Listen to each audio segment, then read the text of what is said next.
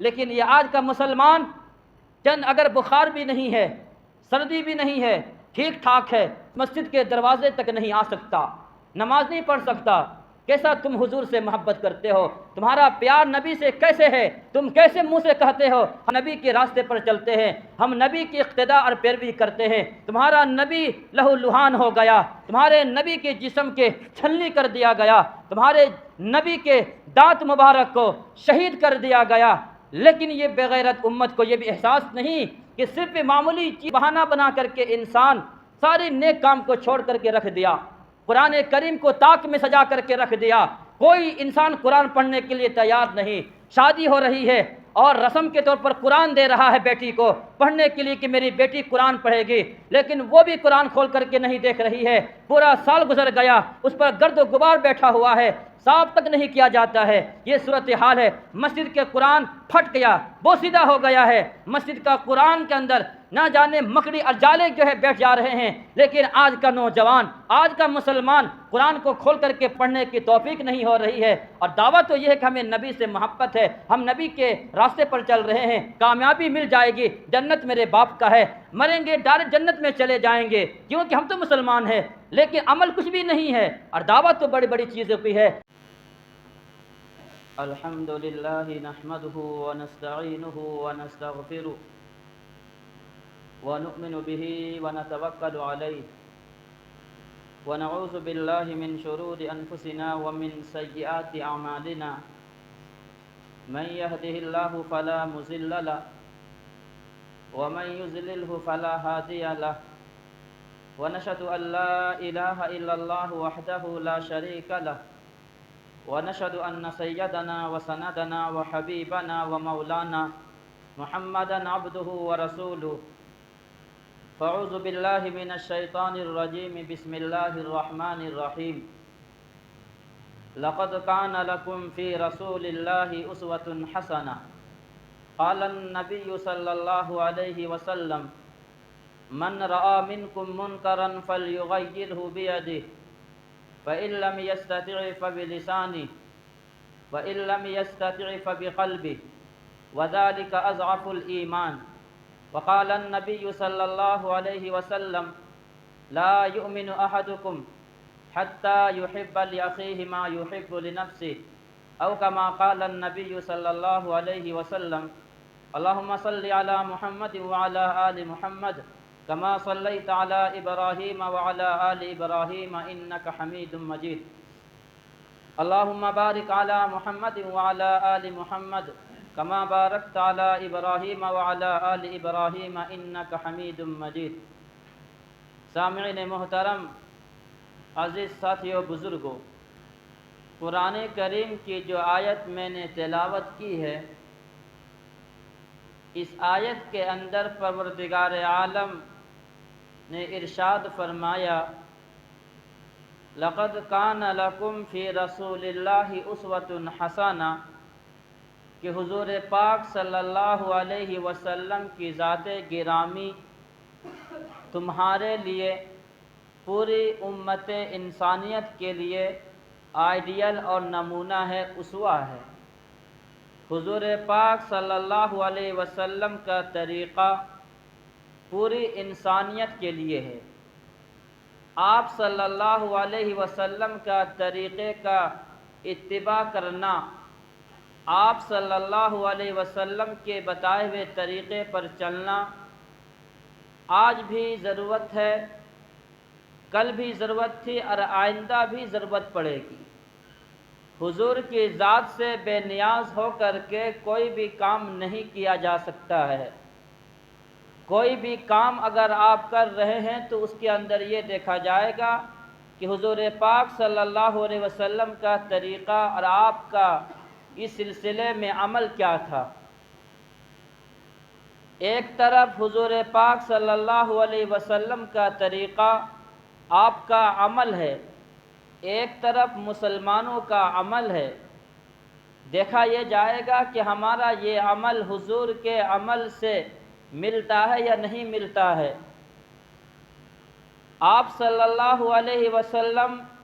کے سلسلے میں روایت موجود ہے کہ جناب رسول اللہ صلی اللہ علیہ وسلم نے جب اعلان فرمایا تبلیغ کا،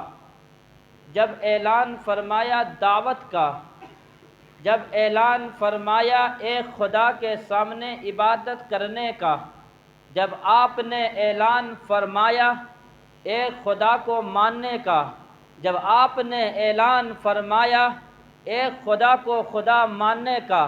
جب آپ نے اعلان فرمایا کوئی معبود نہیں ہے سوائے ایک اللہ کے، اسی کے سامنے سجدہ کرنا چاہیے، اسی کے سامنے اپنا سر کو جھکانا چاہیے، جب یہ آپ نے اعلان فرمایا تو پھر چاروں طرف لوگ دشمن بن گئے، پرائے ہو گئے، جو اپنا تھا وہ بیگانہ ہو گیا، جو دوست تھا پہلے دشمن سے بدل گیا، جس کے دل میں محبت تھی محبت نفرت سے بدل گئی۔ کیوں؟ اس لیے کہ آپ نے ایک خدا کا سامنے سجدہ کرنے کے لیے کہا، اس لیے کہ آپ نے ایک خدا کو ماننے کے لیے کہا، اس لیے کہ آپ نے تمام معبودان باطلہ کو ٹھکرا کر کے چھوڑ کر کے ایک خدا کی طرف بلانے کی دعوت دی، اسی لیے سب لوگ نے آپ کا پیچھا چھوڑ دیا، سب نے کہہ دیا کہ یہ ایک نیا دین کے بارے میں کہتا ہے، یہ ایک نیا دین کو ایجاد کر دیا ہے، اس کی بات نہیں ماننی چاہیے۔ پھر یہ شکایت حضور پاک صلی اللہ علیہ وسلم کے چچا سے کیا گیا کہ یہ آپ کا جو بھتیجا ہے یہ اس نے تو نئی نئی باتیں کہتا ہے، دین میں نئی باتیں ایجاد کر دی ہے، اس کا کچھ حل نکالنا چاہیے۔ چنانچہ تمام لوگ ان کے پاس پہنچے اور انہوں نے بھی سمجھانے کی کوشش کی، لیکن حضور پاک صلی اللہ علیہ وسلم نے ایک ہی جملہ آپ نے فرمایا، اگر میرے دائیں ہاتھ میں سورج کو لا کر کے رکھ دو، بائیں ہاتھ میں چاند کو لا کر کے رکھ دو، پھر تم یہ چاہو کہ میں اپنے مشن سے پیچھے ہٹ جاؤں، میں اپنے دعوت سے پیچھے جاؤں، میں اپنی تبلیغ سے پیچھے ہٹ جاؤں، میں ایک خدا کے سامنے دعوت کا سلسلہ کو ختم کر دوں، تو یہ مجھ سے نہیں ہو سکتا ہے۔ اسے کہتے ہیں استقامت فی الدین، دین کے سلسلے میں مضبوطی سے قائم رہنا۔ یہ آپ صلی اللہ علیہ وسلم کا طریقہ تھا، یہ آپ کا عمل تھا۔ آپ صلی اللہ علیہ وسلم اپنے مشن پر گامزن رہے، کام کرتے رہے، لوگ مانے یا نہ مانے، یہ آپ کا یہ عمل تھا۔ آج مسلمان ہے، حضور پاک صلی اللہ علیہ وسلم کا نام لیتے ہیں، حضور صلی اللہ علیہ وسلم سے محبت کا دعوے دار کہلاتے ہیں، کہتے یہ ہے کہ مجھے نبی سے محبت ہے، میں حضور پاک صلی اللہ علیہ وسلم کو دل و جان سے مانتا ہوں، لیکن جب عمل کی بات آتی ہے پھر انسان اپنے عمل سے پیچھے ہٹ جاتا ہے، اپنے عمل سے پیچھے نظر آتا ہے۔ کیا استقامت ہوگی؟ ہمارا ایمان کے اندر بھی تزلزل ہے، ہمارا ایمان کے اندر جو ہے قوت نہیں ہے، ہمارے ایمان کے اندر مضبوطی نہیں ہے، ہم تو بزدلی کا شکار ہوتے جا رہے ہیں۔ ہمارے دل کے اندر جس طریقے سے ایمان ہونا چاہیے، ایمان کا جذبہ ہونا چاہیے، ایمان کا حوصلہ ہونا چاہیے، آج مسلمانوں سے یہ چیزیں دکھائی نہیں دیتی ہے۔ دعویٰ تو بہت کچھ ہے، ہم اپنے آقا کے اتباع کرتے ہیں، اپنے آقا کے نام لیتے ہیں، لیکن جب عمل کی باری آتی ہے عمل میں مسلمان پیچھے نظر آتا ہے، ایمان کے سلسلے میں بھی انسان کمزور نظر آتا ہے۔ آج اپنے ایمان کی حفاظت کے سلسلے میں بھی انسان اور مسلمان فکر نہیں کر رہا ہے۔ آج اپنے بچوں اور بچیوں کے سلسلے میں ایمان کی فکر نہیں کر رہا ہے۔ آج یہ امت، آج یہ مسلمان اپنے ایمان کو ضائع کر دے رہا ہے۔ ہمارا یہ نوجوان، ہمارے یہ بچے اور بچیاں چند ایک پیار اور محبت کے چکر میں اپنے ایمان کا سودا کر کے بیٹھ جاتی ہے، اپنا ایمان کو چھوڑ دے رہی ہے۔ مسلمان اور یہ جو ہے نوجوان بظاہر نظر آتا ہے کہ مسلمان ہے، بظاہر نظر آتا ہے کہ یہ ایک خدا کا نام لیوا ہے، لیکن اگر آپ غور کیجئے گا، حقیقت پر جائیے گا تو اس کا بھی ایمان سے ذرا بھی تعلق نہیں ہوگا۔ کیوں؟ اس لیے کہ وہ ایک طرف ایک خدا کے سامنے سجدہ کرتا ہے تو دوسری طرف وہ دیگر جگہوں پہ جا کر کے اپنے ماتھا کو ٹیکتا ہے اور پھر یہ کہتا ہے کہ یہ ہمارا مذہب بھی ہے اور اس کا مذہب کو بھی ماننا ہے، تمام مذہب کو ساتھ لے کر کے چلنا چاہیے۔ لیکن یہ بات یاد رکھنی چاہیے، جب ایک مذہب کا ہم مانتے ہیں، اسلام ہمارا مذہب ہے اور ہماری تعلیمات کے اندر یہ ہے، تو پھر دوسرے کے مذہب پر عمل کرنا یہ مسلمان کیسے رہے گا؟ ایمان سے نکل جاتا ہے لیکن احساس نہیں ہوتا ہے، پتہ نہیں چلتا ہے کہ ایمان ہمارے اندر ہے یا نہیں ہے۔ تو یہ استقامت کہاں چلی گئی؟ یہ استقامت اپنے ایمان کے سلسلے میں، اپنے کام اور مشن کے سلسلے میں استقامت اختیار کرنا چاہیے، پابندی کرنی چاہیے۔ انسان پابندی نہیں کرتا۔ کوئی بھی ایک کام لیجئے، نیکی کا کام لیجئے، آج استقامت اور اس پر جمنا، اس پر ڈٹنا نہیں دکھائی دیتا ہے۔ اگر ہم نماز بھی پڑھ رہے ہیں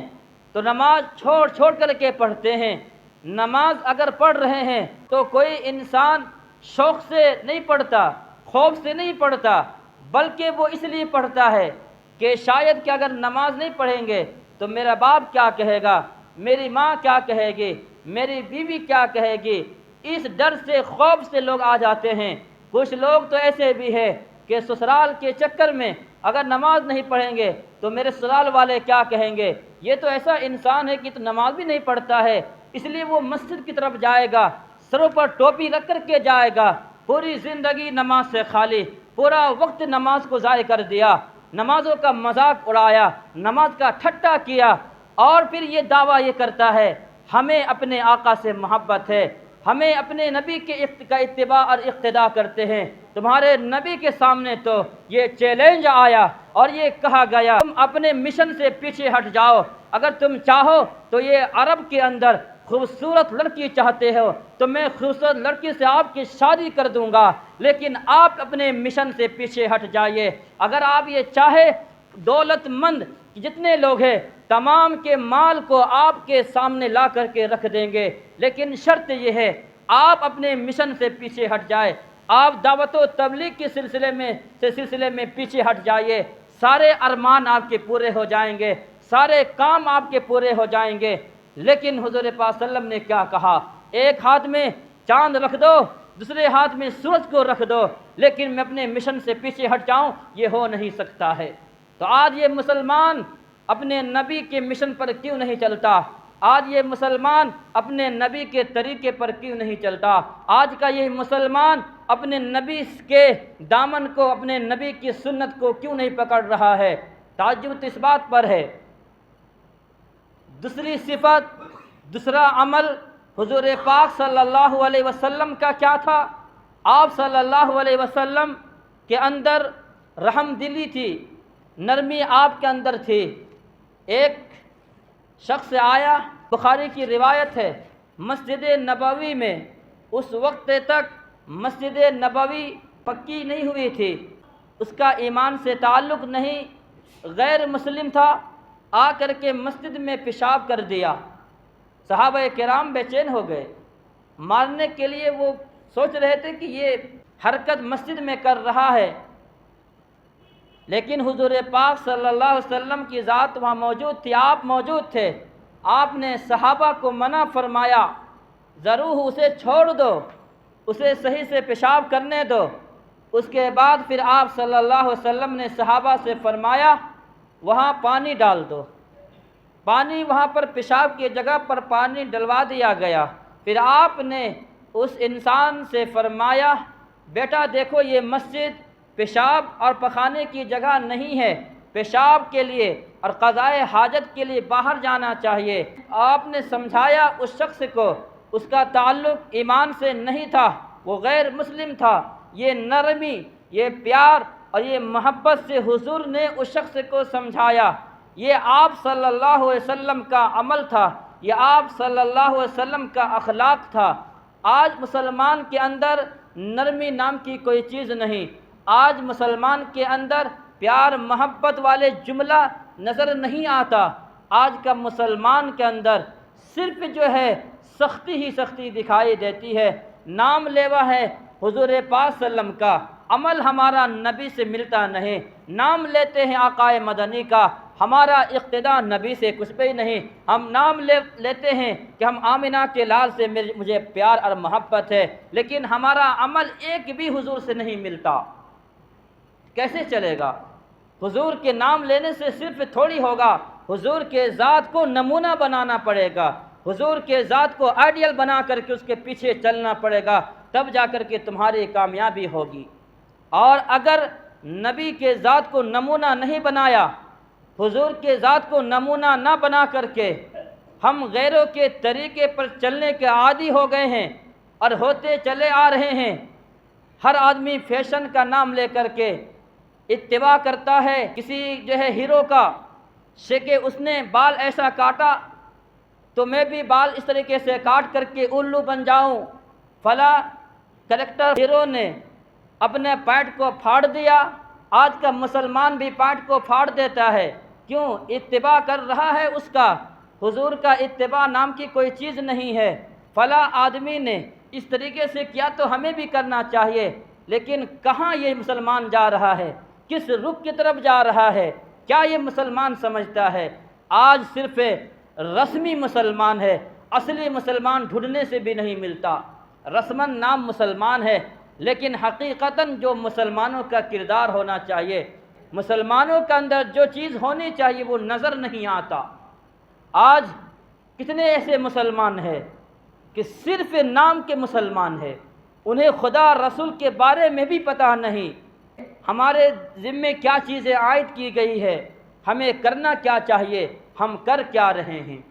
یہ مسلمانوں کا رویہ بڑھ رہا ہے۔ مسلمانوں، سامعین محترم، حضور پاک صلی اللہ علیہ وسلم کا ایک عمل یہ تھا کہ دعوت و تبلیغ اور کسی نیک کام میں پریشانیاں کیوں نہ آ جائے، مشکلات کا سامنا کیوں نہیں کرنا پڑے، پھر بھی آپ اس نیک کام کو، اس نیک عمل کو برابر اور مستقل کرتے رہتے تھے، کبھی بھی اس نیک عمل کو آپ چھوڑتے نہیں تھے۔ آپ کو ستایا گیا، آپ کو لہو لہان کیا گیا، آپ کی ذات گرامی کو نشانہ بنایا گیا، آپ کو نعوذ باللہ ساحر کہا گیا، آپ کو نعوذ باللہ مجنون کہا گیا، ساری چیزیں آپ پر کہی گئی ہے، لیکن آپ نے کبھی اپنے مشن سے چھوڑ دیا ہو، کبھی بھی آپ نے اپنے عمل کو چھوڑ دیا ہو، یہ نظر نہیں آتا۔ طائف کے واقعات سے کون واقف نہیں ہے؟ طائف آپ صلی اللہ علیہ وسلم تشریف لے گئے، شاید کہ کچھ لوگ مسلمان ہو جائے، کلمہ پڑھ لے، لیکن وہاں کے لوگوں نے جو سلوک کیا، جو حرکت کی، تاریخ گواہ ہے، تاریخ کے واقعات گواہ ہے، وہ بدسلوکی کی گئی، وہ نشانہ بنایا گیا، نہ چاند نے وہ منظر دیکھا، نہ سورج نے وہ منظر دیکھا، نہ زمین نے وہ منظر دیکھا، نہ آسمان نے وہ منظر دیکھا۔ آپ صلی اللہ علیہ وسلم کے پیچھے چند اوباش قسم کے لوگوں کو لگا دیا گیا، آپ کو مارا گیا، آپ کو پتھر سے نشانہ بنایا گیا، آپ صلی اللہ علیہ وسلم کے جسم سے لہو پورا بہہ رہا ہے، خون بہہ رہا ہے، پورا آپ کی جوتی مبارک جو آپ پہنے ہوئے تھے خون سے بھر گیا، لیکن پھر بھی آپ اپنے مشن سے پیچھے نہیں ہٹے۔ آپ نے یہ کہہ دیا اگر یہ لوگ مجھے پریشان کر رہے ہیں، یہ لوگ ایمان نہیں لا رہے ہیں، فرشتے آتے ہیں حضور سے کہتے ہیں اگر آپ اجازت دے دونوں پہاڑوں کے درمیان اسے کچل کر کے رکھ دیا جائے، دونوں پہاڑوں کے درمیان اسے خاک کر دیا جائے، لیکن آپ صلی اللہ علیہ وسلم نے جملہ کیا ارشاد فرمایا؟ آپ صلی اللہ علیہ وسلم نے فرمایا اگر یہ لوگ ایمان نہیں لاتے ہیں تو ہو سکتا ہے آنے والی نسل یہ لوگ ایمان لے آئے۔ یہ آپ کا جذبہ تھا، آپ کو پریشان کیا گیا، آپ کو ستایا گیا، آپ کے لیے ہر چیز کی گئی ہے، لیکن کبھی آپ نے اپنے مشن سے پیچھے ہٹے، کبھی آپ نے اس نیک کام کو چھوڑا نہیں، آپ نے کبھی چھوڑا۔ لیکن یہ آج کا مسلمان اگر بخار بھی نہیں ہے، سردی بھی نہیں ہے، ٹھیک ٹھاک ہے، مسجد کے دروازے تک نہیں آ سکتا، نماز نہیں پڑھ سکتا، کیسا تم حضور سے محبت کرتے ہو؟ تمہارا پیار نبی سے کیسے ہے تم کیسے منہ سے کہتے ہو ہم نبی کے راستے پر چلتے ہیں، ہم نبی کی اقتداء اور پیروی کرتے ہیں؟ تمہارا نبی لہو لہان ہو گیا، تمہارے نبی کے جسم کے چھلنی کر دیا گیا، تمہارے نبی کے دانت مبارک کو شہید کر دیا گیا، لیکن یہ بے غیرت امت کو یہ بھی احساس نہیں کہ صرف معمولی کے بہانہ بنا کر کے انسان سارے نیک کام کو چھوڑ کر کے رکھ دیا، قرآن کریم کو طاق میں سجا کر کے رکھ دیا، کوئی انسان قرآن پڑھنے کے لیے تیار نہیں، شادی ہو رہی ہے اور رسم کے طور پر قرآن دے رہا ہے بیٹی کو پڑھنے کے لیے کہ میری بیٹی قرآن پڑھے گی، لیکن وہ بھی قرآن کھول کر کے نہیں دیکھ رہی ہے، پورا سال گزر گیا، اس پر گرد و غبار بیٹھا ہوا ہے، صاف تک نہیں کیا جاتا ہے۔ یہ صورتحال ہے، مسجد کے قرآن پھٹ گیا، بوسیدہ ہو گیا ہے، مسجد کا قرآن کے اندر نہ جانے مکڑی اور جالے جو ہے بیٹھ جا رہے ہیں، لیکن آج کا نوجوان، آج کا مسلمان قرآن کو کھول کر کے پڑھنے کی توفیق نہیں ہو رہی ہے، اور دعویٰ تو یہ ہے کہ ہمیں نبی سے محبت ہے، ہم نبی کے راستے پر چل رہے ہیں، کامیابی مل جائے گی، جنت میرے باپ کا ہے، مریں گے ڈائریکٹ جنت میں چلے جائیں گے کیونکہ ہم تو مسلمان ہیں، لیکن عمل کچھ بھی نہیں ہے، اور دعویٰ تو بڑی بڑی چیزوں کی ہے۔ اس لیے اپنے نبی کے طریقے کو، اپنے نبی کی اخلاق کو، اپنے نبی کی نمونے کو سامنے رکھ کر کے عمل کریں گے، تب جا کر کے ہمارا یہ عمل کامیاب ہوگا۔ بتائیے تو ذرا صحیح، دین کے چلتے اسلام کی وجہ سے حضور صلی اللہ علیہ وسلم نے کیا کچھ برداشت نہیں کیے، ساری قربانیاں آپ نے دے دی، ساری چیزیں آپ کر کے دنیا سے چلے گئے ہیں، کتنی تکلیف ہوتی ہوگی حضور پاک صلی اللہ علیہ وسلم کو جب یہ پیغام پہنچتا ہوگا، جب فرشتے یہ اس امت کے اعمال کو پہنچاتے ہوں گے کہ فلاں آپ کی امت بے نمازی پھر رہی ہے، فلاں آپ کی بے نمازی جو ہے دوسرے کے مال کو ہڑپ کر رہی ہے، فلاں آپ کی امت یہ جو ہے سود کھا کر کے مستی کر رہے ہیں، فلاں آپ کی امت ایک دوسرے سے لڑائی جھگڑا کر رہی ہے، یہ پیغام، یہ میسیج اگر فرشتے تو پہنچاتے ہیں حضور پاک صلی اللہ علیہ وسلم کو، وسلم کا دل چھلنی نہیں ہوتا ہوگا، کیا ہوتا ہوگا کہ یہ میں نے اپنی امت کو کہاں چھوڑ کر کے گئے تھے، یہ امت کہاں جا رہی ہے، ساری چیزیں ہیں، ملک کے حالات کہاں پہنچ رہے ہیں، مسلمانوں کو کسی چیز کا کوئی فکر نہیں ہے، صرف اپنے کمانے سے فکر ہے، اپنے بال بچوں کی روزی کے فکر ہے، کھانے سے فکر ہے، سونے سے فکر ہے، اس کے علاوہ کوئی فکر نہیں ہے۔ اگر بول دو کوئی بات تو پھر لوگ یہ کہتے ہیں یہ موضوع ٹھیک نہیں ہے، بیان میرے ماتحت کرو گے تب جو ہے میرے کانوں میں عیاشی آئے گی، تو اپنے مرضی کے مطابق نہیں، جو مجھے اچھا لگے گا وہ بولیں گے تب ہم اس کو سنیں گے، اور اگر کڑوی بات بول دی تو نہیں سنیں گے۔ یہ آج کے نوجوان، آج کے مسلمانوں کا یہ مزاج بن رہا ہے، یہ نہیں چلے گا، کڑوی بات سننے پڑے گی اور اپنے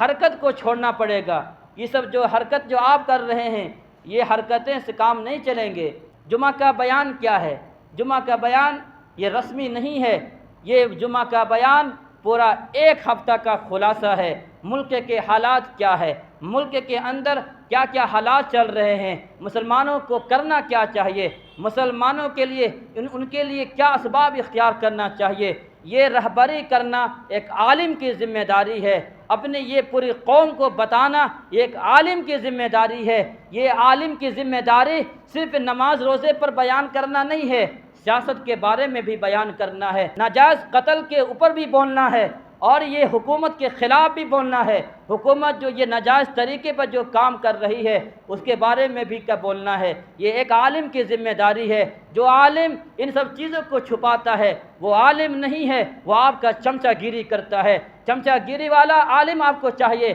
یا صحیح بولنے والا عالم آپ کو چاہیے؟ انتخاب آپ کو کرنا ہوگا۔ جی ہاں، اس لیے یہ اپنے دل سے یہ جو ہے یہ سوچ نکال لیجئے کہ اپنے ماتحت علماء کو بیان کرنے کے لیے کہیں گے، نہیں، علماء آپ سے پوچھ کر کے بیان نہیں کرے گا، وہ آپ سے زیادہ حالات کو جانتا ہے، صبح سے شام تک وہ ملک کے حالات سے واقف کار ہے، ملک کے اندر کیا ہو رہا ہے نہیں ہو رہا ہے۔ وقف بورڈ کے بارے میں نے بول دیا، لوگ کہتے ہیں کہ اس پر نہیں بولنا چاہیے، میں نے یہ کہا یاد رکھیے گا، ابھی تو قبرستان میں دفن کرنے کی اجازت مل رہی ہے، اگر یہی صورتحال رہی،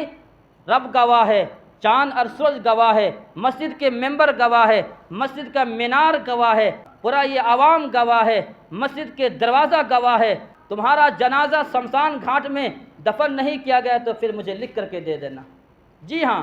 آپ نہیں جانتے ہیں سب چیزوں کو، جو ایک عالم جانتا ہے منصوبہ کیا ہے، وہ اس وقف بورڈ کو وہ کیوں اپنے قبضے میں لینا چاہتا ہے۔ چند ایک مسلمانوں کے میں نے بیان سنا جو بکے ہوئے لوگ ہیں، جو سوشل میڈیا پر جو پیسے کے لالچ میں اینکر بنے ہوئے ہیں، وہ کہتا یہ ہے کہ یہ ٹھیک ہو رہا ہے، یہ مسلمانوں کا فائدہ ہوگا، ہمیں حق ملے گا۔ میں نے کہا کہ تمہارا حق نہیں ملے گا، تمہارے قبرستان کو چھین کر کے تمہیں دفنایا بھی نہیں جائے گا، تمہارا جنازہ رکھا رہے گا 4 10 دن 20 دن، اجازت لینا پڑے گا، پرمیشن لینا پڑے گا۔ اگر اجازت مل گئی تو دفن کیا جائے گا، ورنہ پھر کتے کھائیں گے یا پھر کہیں پر پھینک دیا جائے گا۔ یہ ہے وقف بورڈ، یہ ہے وقف بورڈ۔ بات نکال لیجئے کہ یہ ہمارے فائدے کے لیے کیا جا رہا ہے۔ کتنا بھوپال کے اندر کتنا ایکڑ زمین کو ہڑپ کر لیا گیا۔ جی ہاں، سرکار اپنے اندر لے لی، اس لیے ہمیں اور آپ کو چوکنا رہنا ہے، اس سلسلے میں کوششیں کرتے رہنا ہے، دعائیں کرتے رہنی ہے، اور ملک کے حالات سے باخبر رہنا ہے۔ یہ صرف ہم جو ہے کمانے کے چکر میں نہ رہے، ملک کے حالات سے ہر آدمی کو واقف کار ہونا ضروری ہے۔ کیا ہو رہا ہے، کیا چل رہا ہے ہندوستان میں، اور ہمیں اس میں کیا کرنا چاہیے، کیا لاہ عمل طے کرنا چاہیے، یہ ساری چیزیں آپ کو کرنا ہے۔ اس لیے میں پھر یہ بات کہتا ہوں، اگر پریشانی ہے، آج اگر ہمیں دکھ اور مصیبت دیکھنی پڑ رہی ہے، لیکن انشاءاللہ یہ مصیبت، یہ پریشانی حل ہوگا، یہ ہم سے پریشانیاں دور ہوگی، اور ان کے منصوبہ جو ہے خاک میں ملے گا۔ ان مع العسر یسرا، ان مع العسر یسرا۔ تنگی کے بعد آسانی آتی ہے، مشکلات کے بعد آسانی آتی ہے۔ مشکلات تو آپ کے سامنے آئیں گے، یہ دور تو کچھ بھی دور نہیں ہے۔ حضور پاک صلی اللہ علیہ وسلم اکیلے آپ چلے ہیں، آپ نے دعوت کا اعلان فرمایا، آپ نے تبلیغ کا اعلان فرمایا، لیکن تمام کے تمام لوگ آپ کا ساتھ چھوڑ دیا، آپ کے مخالف بن گئے، آپ کے دشمن بن گئے ہیں۔ جو لوگ آپ سے محبت کرتے تھے، یہ محبت نفرت میں بدل گئی۔ پھر چند ایک صحابہ کرام مسلمان ہوئے، پھر اس طریقے سے ایک قافلہ بنا، لیکن حالات کتنے تھے، حضور پاک صلی اللہ علیہ وسلم کو جو ہے ملک کو چھوڑنے پر مجبور کر دیا گیا۔ آپ صلی اللہ علیہ وسلم کو مکہ کتنا محبوب تھا، لیکن آپ نے مکہ کو چھوڑ کر کے مدینہ کو کیوں اختیار کیا؟ کہ آپ نے خوشی سے اختیار کیا کہ یہاں پر رہ کر کے عبادت کرنا مشکل کر دیا گیا۔ آپ صلی اللہ علیہ وسلم جب سجدہ کرتے تھے، سجدہ میں جاتے تھے، آپ کے کمر پر اونٹ کے اوجری کو ڈال دیتا تھا، اونٹ کے اوجری کو ڈال دیا جاتا تھا، یعنی ہر طریقے سے آپ کو پریشان کیا گیا۔ چنانچہ صحابہ کرام دیکھ رہے ہیں، حضرت عبداللہ ابن مسعود رضی اللہ تعالیٰ عنہ دیکھ رہے ہیں، لیکن کمزور ہے اور اس حالت کے نہیں ہے کہ اس کو ہٹا سکے۔ پھر آپ کی چہیتی جو ہے بیٹی حضرت فاطمہ الزہرا رضی اللہ تعالیٰ عنہا آتی ہے اور اس اوجری کو ہٹاتی ہے۔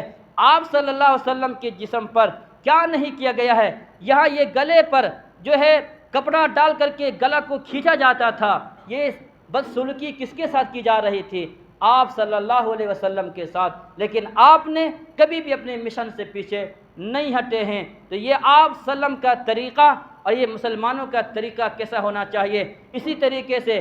آپ صلی اللہ علیہ وسلم کا ایک عمل یہ تھا، آپ صلی اللہ علیہ وسلم اپنی بیٹی سے پیار کرنا، اپنی بیٹی سے کس طریقے سے پیار کرنا چاہیے، محبت کرنی چاہیے، یہ آپ صلی اللہ علیہ وسلم نے بتا کر کے چلے گئے۔ حضرت فاطمہ الزہرا رضی اللہ تعالی عنہا کے گھر جب آپ جاتے تھے، حضرت فاطمہ الزہرا آپ کا استقبال کرتے تھے اور آپ کو وہاں پر بیٹھاتی تھی جہاں بیٹھانے کا حق ہے۔ اسی طریقے سے جب بیٹی حضور پاک صلی اللہ علیہ وسلم کے گھر تشریف لاتی تھی، آپ صلی اللہ علیہ وسلم استقبال کرتے تھے اور بہترین جگہ پر اپنی بیٹی کو بٹھاتے تھے۔ یہ پیغام اور یہ میسیج تھا امت کو کہ اپنی بیٹی کے ساتھ اچھا سلوک کرنا چاہیے۔ تو یہ آپ کا یہ عمل اپنے بیٹیوں کے ساتھ تھا۔ آج کا مسلمانوں کا عمل دیکھیے، حضور سے ملتا ہے نہیں ملتا ہے، انسان اپنی بیٹی کے گھر نہیں جاتا، انسان اپنی بیٹی کو اپنے گھر نہیں بلاتا، انسان اپنی بیٹیوں کے ساتھ اچھا سلوک نہیں کرتا ہے، انسان اپنی بیٹیوں کو ساتھ جو ہے اچھا برتاؤ نہیں کرتا ہے،